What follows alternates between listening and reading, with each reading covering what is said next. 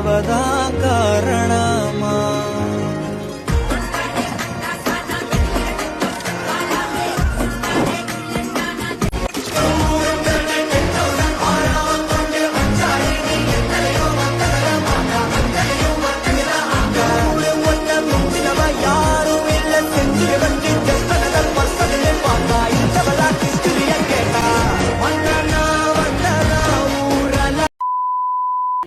Okay guys, welcome back to another episode.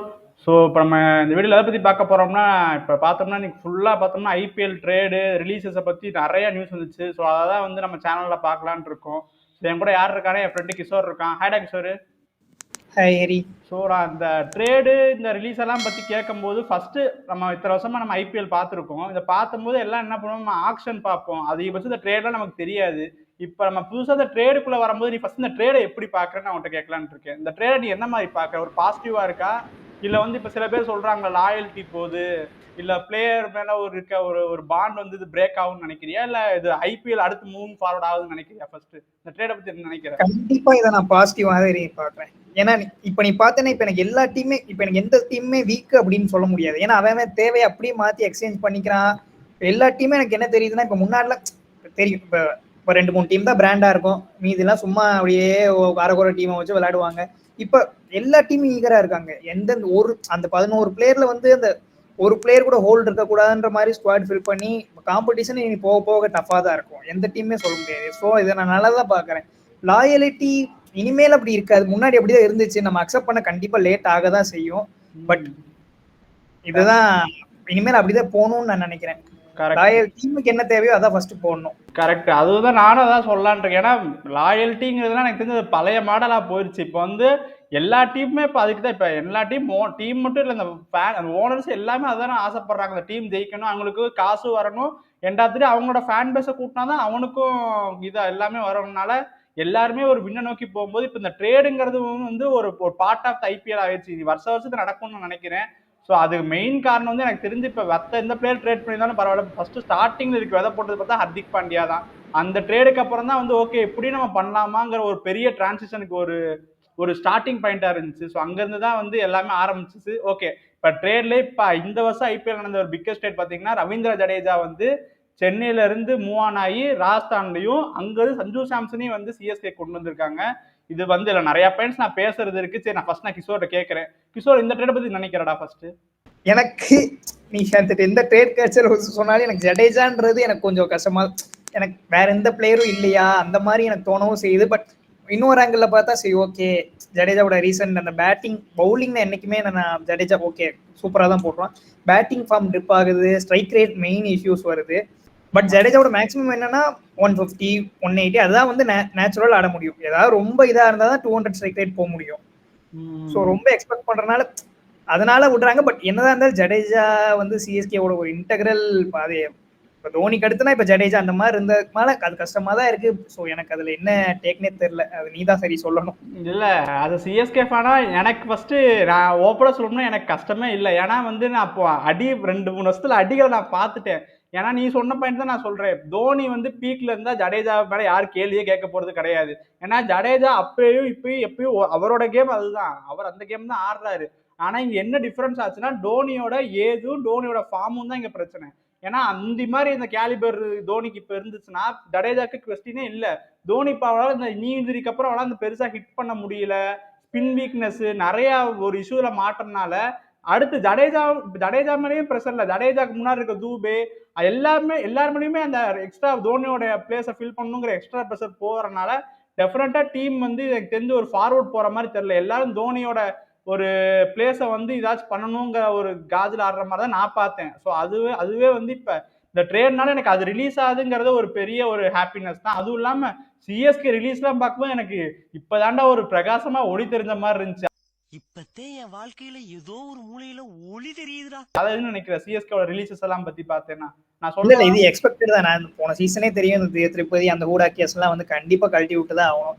பத்திரியானா surprise தான். But recent form பாத்தீங்கன்னா பத்திரானா வந்துட்டு இவெல்லாம் ரீட்டைன் பண்ணியிருந்தா நான் போயிருப்பேன்டா மும்பை பக்கம். என்னடா பட் இருந்தாலும் ஐபிஎல்ல ஓரளவுக்கு டீசெண்டா பண்ணிருந்தேன். அதாவது நீ அக்ரி பண்ணி தான் அவன் சிஎஸ்கே தான் பண்ணிருக்கான். பட் இன்டர்நேஷனல் எங்க போனாலும் அடிதான். இப்போ இன்டர்நேஷனல் நியூசிலாந்து கூட சீரியஸ்ல டிராப்பே பண்ணிட்டாங்க ஒரு மேட்ச்க்கு அப்புறம். சரி, அது இல்லாம நான் ஒரு சில பாயிண்ட்ஸ் நான் இங்க அட்ரஸ் பண்ணணும்னு ஆசைப்படுறேன். என்ன சொல்றாங்கன்னா வந்து, ஏன்டா ஜடேஜா அவுட் ஆனோடனே சந்தோஷப்பட்டீங்களாடா, இப்ப என்னடா ஜடேஜாக்கு நீலிக்கு நீர் பிடிக்கிறீங்கன்னு சொல்றாங்க. நான் தெளிவா சொல்றேன், இப்ப ஜடேஜானே கிடையாது. இப்ப அந்த இடத்துல வேற யாரா இருந்திருந்தாலுமே தோனி வராங்கிறதுக்காக தான் அந்த சந்தோஷமே. ஜடேஜா அவுட் ஆறா, இவன் அவுட் ஆறாங்கிறதுக்காக யாருமே கத்துறது கிடையாது. அதை நான் தெளிவா சொல்றேன். ஏன்னா இப்ப நான் எக்ஸாம்பிளுக்கு சொல்றேன். இப்போ உடனே வந்து நான் உங்களை விராட் கோலி ஃபேன்ஸ் எடுக்கிறேன்னு இழுக்காதீங்க. லைக் ஃபர்ஸ்ட் ஓடியே செகண்ட் ஓடியே எக்ஸாக்டா தெரியல. சுமன் கில் அவுட் ஆனதுக்கு அப்புறமா எல்லாருமே கத்துனாங்க. ஏன்னா இப்ப விராட் கோலி வந்தான். அப்ப என்ன சொல்லுவீங்க? சுமன் கில் மேல டிஸ்ரெஸ்பெக்ட்னு சொல்லுவீங்களா, கோலி மேல பார்க்க போற ஒரு ஜோஸ்ல கத்துறேன்னு சொல்லுவீங்களா? இதே கேள்விதான் இங்கேயும் அப்ளிகபிள் ஆகும். யாருமே வந்து எந்த பர்சனல் பிளேயர் மேல ஹேட் கிடையாது. ஹேட் இருந்தால் இருந்துக்கும் நிறைய பேருக்கு. வேற ஏதாவது எக்ஸாம்பிள் சொல்லிருக்கலாம்.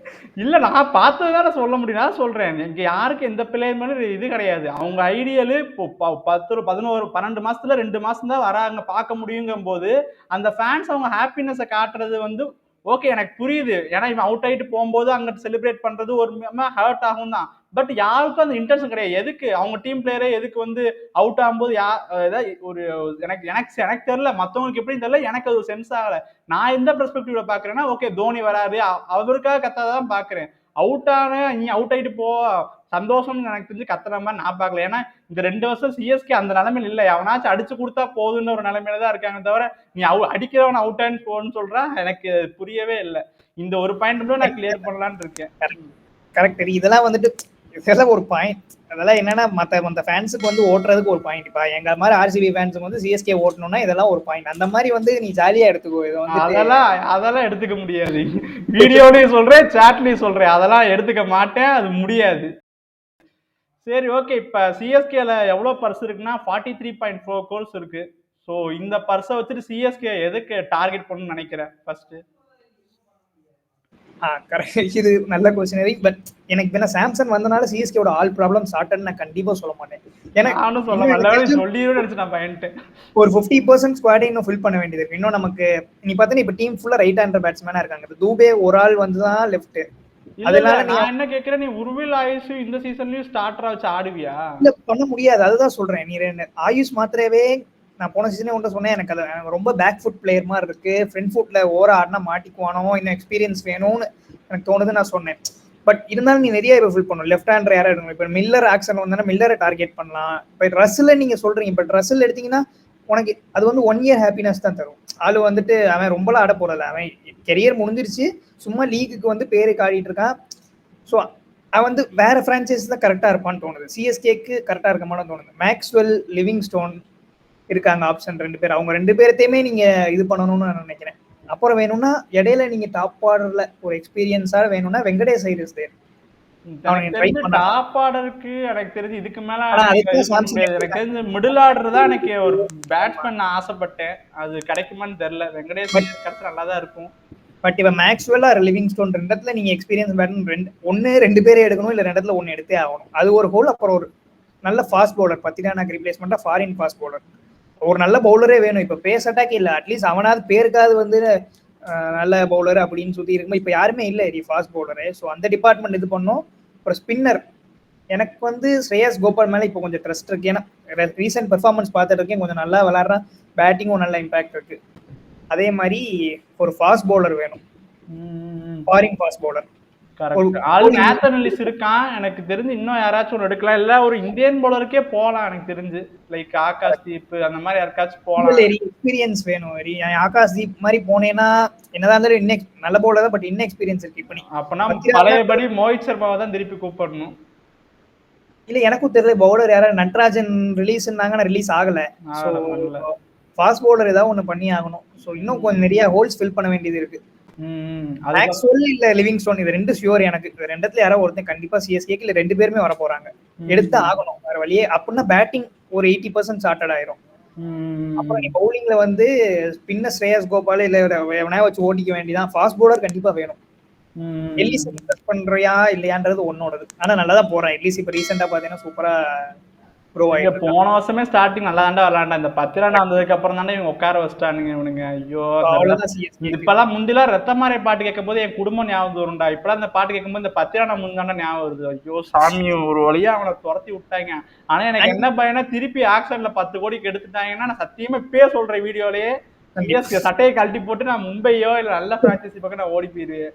எனக்கு இன்னொரு டவுட் ஒன்ட்ட கேட்கணும் ஹரி. சொல்லு. கேமரன் கிரீனா இப்ப போக முடியுமான்னு நினைக்கிறேன். போனாலே எனக்கு இப்ப ஸ்லாட் எங்க ஃபில் பண்ணுவீங்கன்னு இதுக்கடுத்து நான் டாப், இதுக்கப்புறம் எனக்கு ஹிட்டர் தான் வேணும். எனக்கு மேல ஆடுறவனே 40 பால் ஆடக்கூடிய 3 பேர் 2 பேர் இருக்கும்போது எனக்கு இதுக்கு மேல எனக்கு யார் ஸ்டெபிலிட்டி பண்ணாலும்னு தெரியல, வாய்ப்பு இல்ல. எனக்கு தெரிஞ்சு அந்த 40 crores வந்து சூப்பரா யூஸ் பண்ணலாம். இந்த மேக்ஸ்வெல் இதெல்லாம் ஃபுல் ஃபைட் போலாம். மில்லர் அந்த மாதிரி ஆளுக்கு வந்துட்டு பட்ஜெட் பார்க்கவே கூட. இந்த இடத்துல நீங்க பட்ஜெட் பாத்தீங்கன்னா முடிஞ்சு. இந்த 6 கோடிக்கு மேல போக மாட்டேன், 7 கோடிக்கு மேல போக மாட்டேன் அப்படின்னு தானே முதல்ல இருப்பாங்க.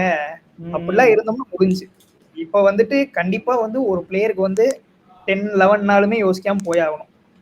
ஏன்னா இப்ப 11ல இருக்க ஃப்ளோர் பிளேயருக்கு கன்ஃபார்ம் அவங்க ஃபுல் மணி போட்டு தான் ஆகணும். ஏன்னா வேற வழி இல்லை. இப்ப அதுக்கு தான் இப்ப தோனி நீங்க அனுப்ப போறீங்கன்னா கன்ஃபார்ம் அந்த இடத்த ஃபில் பண்றதுக்கு ஒரு ஃபினிஷர் உங்களுக்கு கன்ஃபார்ம் தேவைதான். ஸோ அதுக்கு நீங்க எனக்கு தெரிஞ்சு இப்ப மேல டாப் ஆர்டர்ல ஃபுல்லா இந்தியன்ஸ்னால அங்க ஒரு ஃபாரினர் இனிமே உனக்கு யூஸ் பண்ண போறதுக்கா, பிரேவிஸை தவிர மேல அங்க யாரும் யூஸ் பண்ண போன அவசியம் கிடையாது.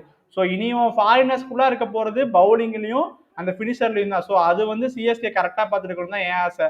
அப்புறம் கடைசியா நான் சிஎஸ்கே ஃபேன்ஸ்க்கு ஒண்ணு சொல்லிக்கிறேன். இந்த ஜடேஜா போயிட்டான்னு உட்காந்து சிஎஸ்கே ஹேட் பண்றது, அதுக்கப்புறம் வந்து இந்த லூசுத்தனமா ஐயோ இங்க ரீல்ஸ் எல்லாம் பார்த்து எனக்கு ஒரு மாதிரி என்ன சொல்றது, ஒரு மாதிரி கேஸ் லைட்டிங்ல உட்காந்துட்டேன். ஸோ யாரையும் ஹேட் பண்ணாம அட்லீஸ்ட் இப்பயாவது சிஎஸ்கே கொஞ்சம் அறிவு வந்து ஒரு ஏதோ பண்றாங்கன்னு அதை சப்போர்ட் பண்ணுங்க. ஏன்னா நீங்க சப்போர்ட் பண்ணாம எனக்கு அவன் தான் வேணும் இவன் தான் வேணும்னு நீங்களே உங்களோட ஃபேவரட் டீமை பின்னாடி தள்ளிடாதீங்க.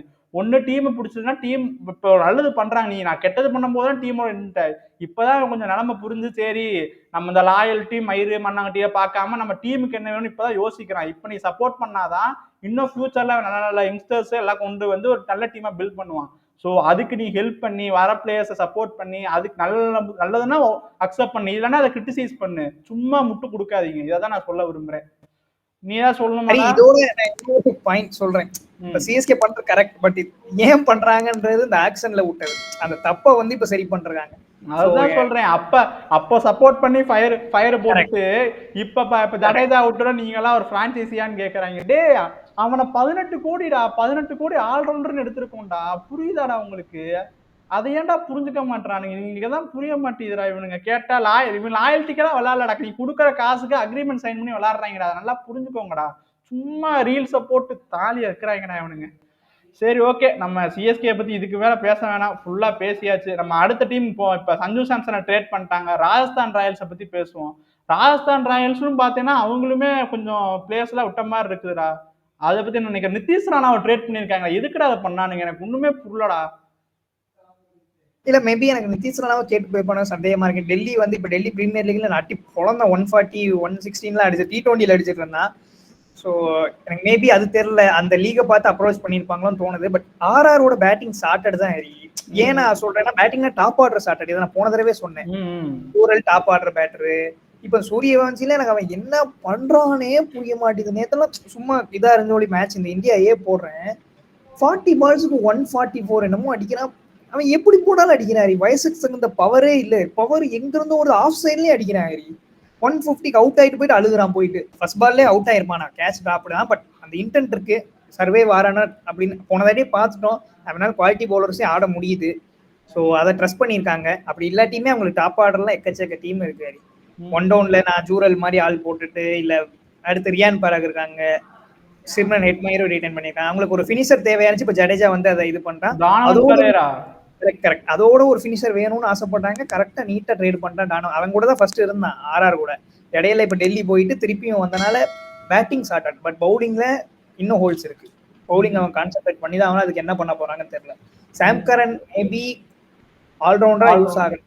பட் இந்த ஆடவன் பெரேராவை ஆடினேன்னா சாம் கரன் ஆட முடியாது. இல்ல எனக்கு என்னமோ நான் நினைக்கிறேன்னா ஆர்ஆர் வந்து ஒரு மாதிரி ஒரு ஃபைனலுக்கு ஒரு ஸ்டெப் பக்கத்துல வச்சுட்டாங்கன்னு நான் தோன்றேன்னா வந்து எங்களுக்கு தேவையான ஒரு ஃபினிஷர் கிடைச்சிட்டான். எனக்கு தெரிஞ்சு இப்ப இந்த 2 ஸ்பின்னர் விட்டுருக்காங்க, அதுலயும் ஜடேஜா ஒரு ரோல் பண்ணிடுவோம். இன்னும் ஒரே ஒரு ஸ்பின்னர் மட்டும் கிடைச்சிட்டாங்க, அந்த டீம் ஒரு மாதிரி செட்டுமா தான் நினைக்கிறேன். தோன்றேன். ஃபாஸ்ட் பவுலிங்ல இருந்தாலும் ஹோல்ஸ் இருக்கு. நீ ஜோஃப்ரா ஆர்ச்சர்லாம் 14 மேட்ச் ஆடுவான்னா நம்ப முடியாது. அதுக்கு நீ ரீப்ளேஸ்மெண்டா 2-3 ஃபாஸ்ட் பவுல் அட்லீஸ்ட் நல்ல ஃபாஸ்ட் பவுலர் எடுத்தாகணும். சரி, அதுக்கடுத்து நம்ம எந்த டீம் பத்தி பார்க்கணும்னா எங்க கூட கொஞ்சம் வாழ்ந்து கெட்டவங்க இருக்காங்க. லைக் நாங்க தான் லூஸ்னா, எங்களை விட ஆக்சரை லூஸ் தரம் பண்ணிட்டு இருந்த ஒரு team KKR, Kolkata night Riders. அவனுங்க வந்து பாத்தீங்கன்னா அவனுங்க எனக்கு தெரியல மொத்த டீமை கலைச்சு போட்ட மாதிரி இருக்குது. நான் போன வருஷம் ஆக்சல்லே நான் வந்து பேசிட்டு இருந்தேன். சம்பந்தம் இல்லாம பிளேயர் எடுத்துக்கிட்டு இருக்காங்க. ஒரு ஒரு ரோலே இல்லாம எல்லாத்தையுமே வந்து ஒரே பிளேஸ்ல ஆட வைக்கிற மாதிரி பிளேயரா பஞ்சா எடுத்தாங்கன்னு நான் சொல்லிட்டு இருந்தேன். ஸோ அவங்க எல்லாருமே ரிலீஸ் பண்ணிட்டாங்க. அவங்க யார் யார் ரிலீஸ் பண்றான்னு நான் வாசிக்கிறேன். Luvnith Sisodia, Quinton de Kock, Rahmanullah Gurbaz, Moeen Ali, Venkatesh Iyer, Andre Russell, Mayank Markande வந்து ட்ரேட் பண்ணிட்டாங்க மும்பைக்கு. Chetan Sakariya, Anrich Nortje, Spencer Johnson. இவங்க பார்த்தீங்கன்னா அப்படியே மொத்தத்தையும் விட்டுட்டாங்க. இதை பத்தி என்ன நினைக்கிற? நம்ம போன ஆக்சன்லயே சொன்னோம், நீ எடுத்த டீம் வச்சு உனக்கு ரீபில்ட் பண்றதுக்கே 3 வருஷம் ஆயிரும்டா. எல்லாமே ஒரே பிளேஸ்க்கு ஆடுற பிளேயர் தான் அப்படி. இப்ப எனக்கு ரீடென்ஷனுமே மணிஷ் பாண்டே ரீடைன் பண்ணிக்கிறது அது என்ன இதுன்னு எனக்கு புரியல. நீ சும்மா பேருக்கு வச்சிருக்கானே அதுவும் வச்சு போடும். பட் ரிலீஸ்லயுமே எனக்கு வந்துட்டு எத்தனை பேர் ரிலீஸ் சரி அது பண்றது கூட ஓகே. வெங்கடேஷ் சரி ஓவர் பிரைஸ் அதையும் நான் விட்டுருவேன். குவிண்டன் டிகாக் அட்லீஸ்ட் நீ இப்போ உனக்கு வெளியே இப்போ விக்கெட் கீப்பர் பேட்ஸ்மேனே கிடையாது. அது இல்லாதனாலதான் சிஎஸ்கே அவ்வளவு கஷ்டப்பட்டு சாம்சனை ட்ரேட் பண்ணி வாங்கியிருக்காங்க. நீ இப்போ டிகாக்கே விட்டு அவன் இப்ப திருப்பி ஃபார்முக்கு வரணும் தான் இன்டர்நேஷனல் கம்பேக் பண்ணியிருக்கான். ஃபார்முக்கு புடிச்சிட்டான். பாகிஸ்தான் கூட செஞ்சுரி 80, 50 நல்லா விளையாடிட்டு இருக்கான். அவனை நீ அவ்வளவு ஒன்றும் பிரைஸ் போகல. அவனை நீ வச்சிருக்கலாமே, பேக்கப்பாவது வச்சிருக்கலாமே. டிகாக்ன்றது என்னைக்குனாலும் ப்ரூவன் மேட்ச் வினர்.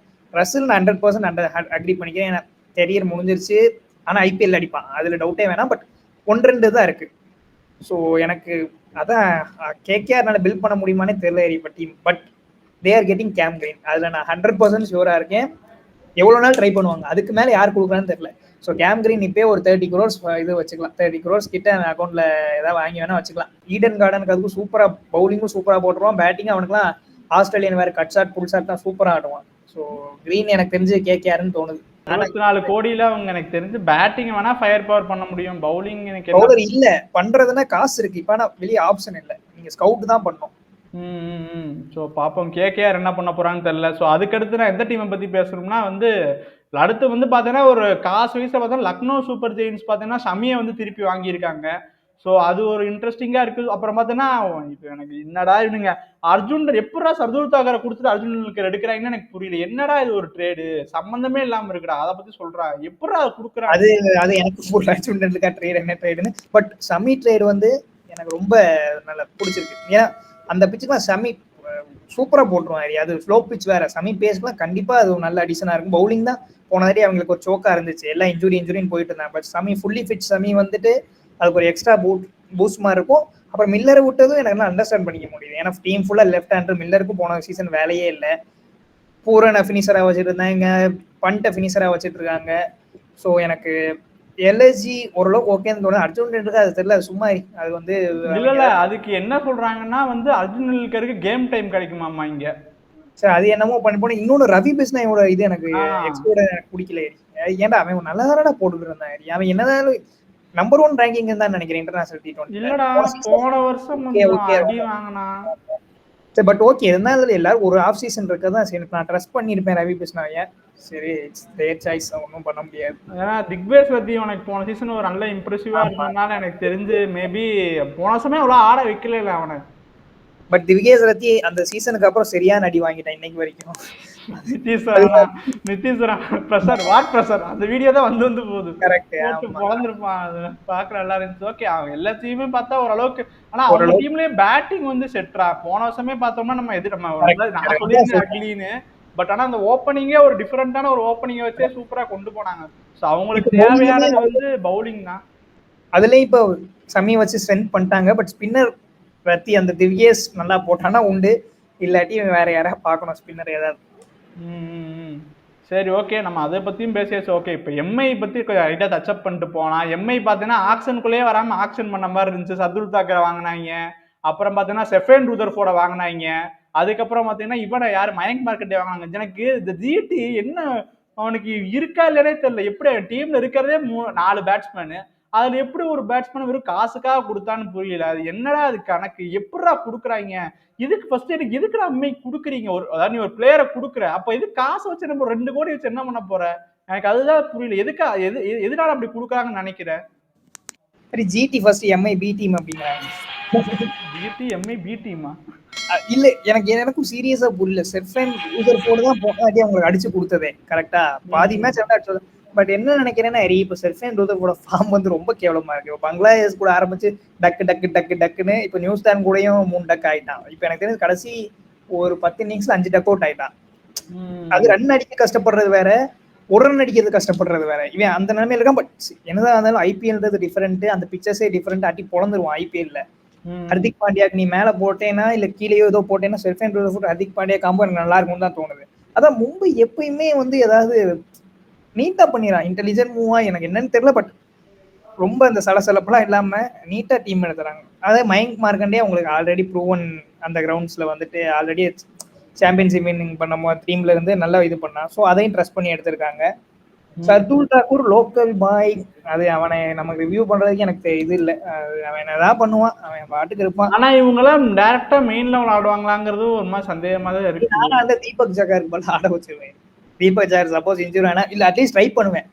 தீபக் சகார் இடத்துல வந்துட்டு நான் சர்துல் தாக்கூரை ட்ரை பண்ணுவேன். ஏன்னா சர்துல் தாக்கூரும் வந்துட்டு இந்தியன் டீம்ல வரணும்னு ஒரு மாதிரி கீனா தான் இருக்கா. மேபி ஏதாவது பண்ணலாம். பேட்டிங்கும் உனக்கு ஒரு எக்ஸ்ட்ரா டெப்த் கிடைக்கும். தீபக் சகாரோட ஸ்லைட்லி பெட்டர்னு சொல்லுவேன். பட் பவுலிங் வந்து தீபக் சகார் தான். பட் இருந்தாலும் நான் ட்ரை பண்ணுவேன் சர்துல் தாக்கூரை வச்சு. ஓகே, இதுதான் வந்து மேக்ஸிமம் எனக்கு தெரிஞ்ச ரிட்டன்ஷன்ஸ். எனக்கு நான் பார்த்த பிறகு இதுதான் வந்து பெரிய ட்ரேட்ஸ் இந்த மாதிரி ரிலீஸ் பண்ணதெல்லாம் பார்க்க. இதை தெரிஞ்சு நீ வேற எந்த டீம்ஸ் நீ வேற இந்த ரிலீசஸை பற்றி நீ ஏதாச்சும் வச்சிருப்பேன், அதில் ஏதாச்சும் உனக்கு ஏதாச்சும் இன்ட்ரெஸ்டிங்காக இருந்துச்சா தாண்டி வேற ஏதாச்சும் டீம் பண்ண ரிலீஸில்? இல்ல எனக்கு வேற எதுவும் தெரியல. ஆர்சிபிக்கு வேற எதுவும் தேவையும் படல. நான் யாஸ்தேல் தான் கொஞ்சம் விளையாட விடுவானே என்ன தெரியல. அவன் எப்படி உள்ள வந்தானே தெரியல. நான் அவனுக்கு தான் யோசிச்சுட்டு இருந்தேன். அவனுக்கு விட்டாத லிவிங் ஸ்டோனை விட்டு வேற யாராவது ஃபாஸ்ட் பவுலர் ஏதாவது எடுக்கணும்னு நினைச்சு. இப்போ அவனும் இருக்கனால 11 ஷார்டட். அவங்க ரிலீஸ் பண்ணது 16 crores இருக்கு. மேபி ஒரு ஃபாஸ்ட் பவுல் ஏதாவது ஒரு நல்ல பிளேயர் அந்த ஏ கிரேட் லிஸ்ட்ல இருந்து டார்கெட் பண்ணிட்டு உட்காந்துடலாம். யாரு ரசல் இல்ல மில்லர். ரசல் மில்லர் இது ரெண்டத்துல வந்து ஒரு பிளேயர் வேணா டார்கெட் பண்ணுவாங்கன்னு தோணுது. ரசல் எடுத்தனா ஆர்சிபிக்கு நல்ல சூட்டா இருக்கும். ஏன்னா ஆர்சிபிக்கு ஃபினிஷரே தேவையில்லை. பட் சும்மா வந்து ஒரு சீசன் 2 சீசன் ஆடுறதுக்கு வந்து ஏதாவது பேக்கப்பா கூட வச்சுக்கலாம். ஒரு ரசலுக்கு ஒரு 11 crores போக சான்ஸ் இருக்குன்னு எனக்கு தோணுது ஆர்சிபிக்கு. ஏன்னா எங்க சின்னசாமியில் ஆட போறாங்களான்னு தெரியல. But Russell is Russell. Maybe அது ஒரு ஆள் எடுக்கலாம். வேற ஆர்சிபிக்கு எதுவும் இல்லை. இப்போ டெல்லி என்ன நினைக்கிறேன், டூப்ளசி ஓகே, அது ஏஜ் கேட்டகரி, அதை விட்டுருங்க. ஃப்ரேசர் மெங்கரேக்கு வந்து அடிக்க மாட்டான். அவன் 10 கோடிக்கு ஆள் எல்லாம் டிப்ல போயிட்டு இருக்கான். பட் மேபி ஒரு ஃபிளாட் விக்கெட்ல வேணா எடுக்கலாம். ஃபிளாட் விக்கெட்னா டெல்லி தான், அதுல எடுத்தே அவன் அடிக்கல. எனக்கு தெரிஞ்சு இந்த வருஷம் எனக்கு தெரிஞ்சு கேஎல் ராகுல் ஓப்பனர் ஆக வாய்ப்பு இருக்குன்னு நினைக்கிறேன். நிறைய சான்ஸ் இல்லை. ஒருவேளை விக்கெட் வேற யார் எடுப்பாங்க? குண்டன் டிகாக் மாதிரி ஒரு பிளேயர் எடுப்பாங்களா? இல்ல அபிஷேக் போர்வல் இருக்கானே, அதனால அவன் தான் விக்கெட் கீப்பரா பாக்குறான், ஃபியூச்சர் விக்கெட் கீப்பரா. சோ எதுக்கு விக்கெட் கீப்பர்லாம் தேவையில்லை. இல்ல ஒரு ஓப்பனரா கேட்கறேன். இப்போ அவன் ஓப்பனர்ல ஃபேசர் மேக்கர் தான் ஓப்பனிங் ஆடிட்டு இருந்து இப்போ அவன் இல்லைன்னா வேற ஏதாச்சும் அபிஷேக் போர்வல் ராகுல் இல்ல அந்த மாதிரி தான் ஆட வைப்பாங்க. அபிஷேக் போர்வல் கூட ராகுல் அப்படிதான் ஆட வைக்கணும். இன்னொன்னு மெயினா எனக்கு என்ன சர்ப்ரைஸ்னா, இது எல்லாத்துக்கும் கூட எனக்கு வந்து பஞ்சாப் கிங்ஸ்ல ஜாஸ் இங்கிலீஷ் விட்டாங்க பாத்தியா, அதை நான் ரொம்ப அதை மறந்துட்டோம் நம்ம பேசுறோம். அவங்க என்னடா இதுக்குடா அவங்க எல்லாம் ஹாஸ்டல் நல்லா பெர்ஃபார்ம் பண்ணிட்டு இருக்கவங்க எல்லாத்தையுமே விட்டாங்களேடா. எனக்கு அது ஆச்சரியமா இருக்கு. அதுதான் எனக்கும் புரியவே இல்லை அது என்ன லாஜிக் அப்படி. இங்கிலீஷ் தானடா உங்களுக்கு நீ ஃபைனல் வந்ததுக்காக. ஆமா, பும்ரா ஹெசிடேட்டே பண்ணாம அடிச்சான்டா. என்னடா இவனுங்க அவனை வச்சு ரொம்ப 10 crore பிரைஸ்லாம் கிடையாது, 4 crore தான். மேக்ஸ்வெல்ல விட்டது புரிஞ்சு. அவன் எப்பயுமே மேக்ஸ்வெலோட வேலிடிட்டி வந்து ஒரு டீமுக்கு வந்து ஒரு சீசன். சோ அது என்னால புரிஞ்சுக்க முடியுது. எங்கேயோ அடி வாங்கின மாதிரி பேசுறானு. ஆமா அடிதான் அது. ஜாஸ் இங்கிலீஷ்ல டிசப் அதை வேணா யாரும் எடுக்கலாம், யார் எடுப்பாங்கன்னு தெரியல. பட் கேகேஆர் மாதிரி டீம்லாம்